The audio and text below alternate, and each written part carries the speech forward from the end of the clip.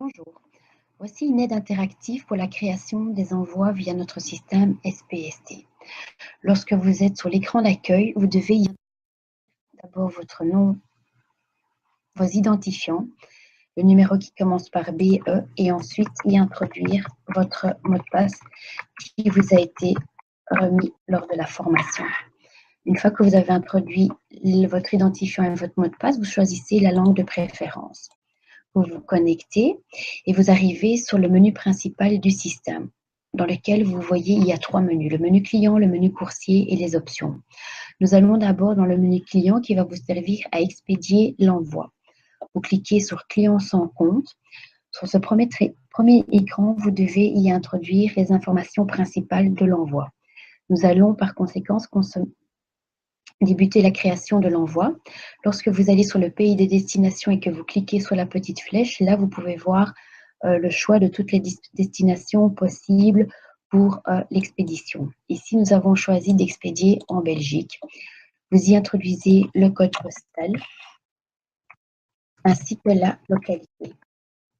Une fois que vous avez introduit ça, vous vous dirigez sur le type d'emballage. Vous choisissez le type d'emballage que le client a choisi. Pour tout ce qui est expédition dans les pays européens, pour le type de contenu, ça sera toujours document, même si le contenu est de la marchandise. Vous devez juste simplement spécifier cela dans le contenu de l'envoi.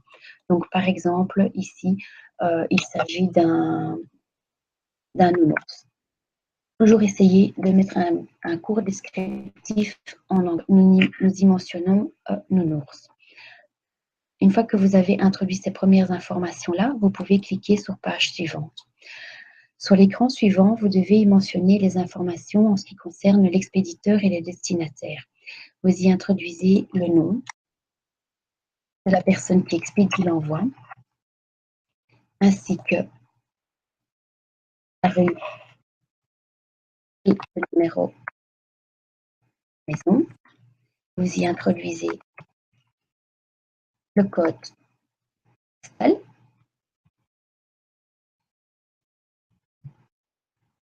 ainsi que la localité.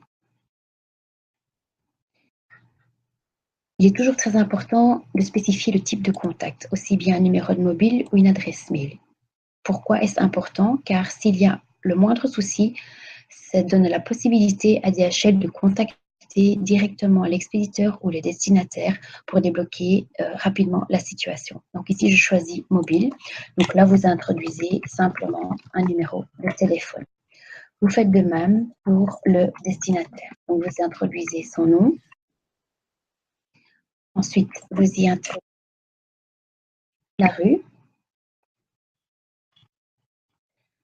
ainsi que le code postal et la localité. Vous faites de même, vous choisissez un numéro de mobile ou une adresse mail. Voilà. Une fois que ces informations-là sont bien complétées, vous cliquez sur page suivante et là, vous allez avoir un rappel de toutes les informations que vous avez introduites dans le système. Vous avez la confirmation du détail de l'expédition, de l'expéditeur et du destinataire. Plus bas, vous allez avoir une vue d'ensemble des documents qui seront imprimés, c'est-à-dire 3 documents. Vous avez le premier document avec les 3 codes barres, 1, 2, 3. Ça sera le document à appliquer sur le colis. Et ensuite, vous avez 2 documents identiques. Il y en aura un à remettre au client et un pour vous, avec un récapitulatif de l'envoi que vous venez de créer. Une fois les documents imprimés, vous cliquez sur Terminer. Là, vous allez voir le nombre de colis qui est enlevé par le chauffeur et la date d'enlèvement ainsi que l'heure probable que le chauffeur passera chez vous pour pouvoir enlever les marchandises.